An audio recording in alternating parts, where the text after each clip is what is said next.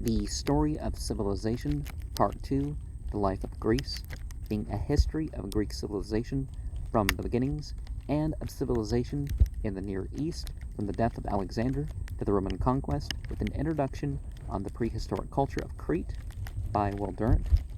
Chapter 8 is called The Gods of Greece. Section 8 is the religion and morals. At first sight, the Greek religion does not seem to have been a major influence for morality. It was, in origin, a system of magic rather than of ethics, and remained so, in large measure, to the end. Correct ritual received more emphasis than good conduct. Well, remember what Confucius says about ritual, Li, producing Ren, good character. And the gods themselves, on Olympus, or on earth, had not been exemplars of honesty, chastity, or gentleness. Well, at least that's not as memorable, right? Even the Eleusinian mysteries, though they offered supernatural hopes, made salvation depend upon ritual purifications rather than upon nobility of life. Kata Ikion, the thief, says the sarcastic Diogenes will have a better fate after his death than Agesilaus or Epaminondas, for Kata Ikion has been initiated at Eleusis. Well, a lot of Christians have a similar idea that if somebody's a Christian, it's better than them being a good person. Nevertheless, in the more vital, moral relations, Greek religion came simply to the aid of the race and the state. The purification ritual, however external in form, served as a stimulating symbol of moral hygiene. Those considered to be gods gave a general, if vague and inconsistent support to virtue. They frowned upon wickedness, revenged themselves upon pride, protected the stranger and the suppliant, and lent their terror to the sanctity of oaths. We are told, punished every wrong, and the awful Eumenides persuaded the murderer, like Orestes, to madness or death. Was he pursued? The central acts and institutions of human life, birth, marriage, and the family, the clan, the state, received a sacramental dignity from religion, and were rescued from the chaos of hasty desire.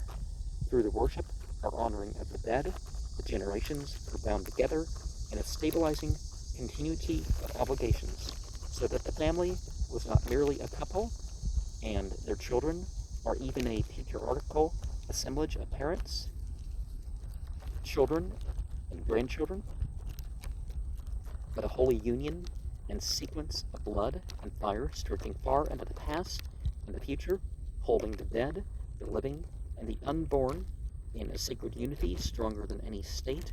Religion not only made the procreation of children a solemn duty to the dead, but encouraged it through the fear of the childless man that no posterity would inter him or tend his grave.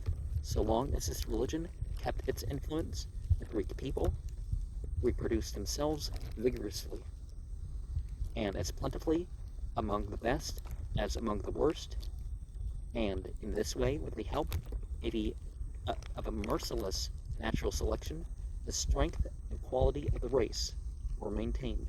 Religion and patriotism were bound together in 1,000 impressive rites.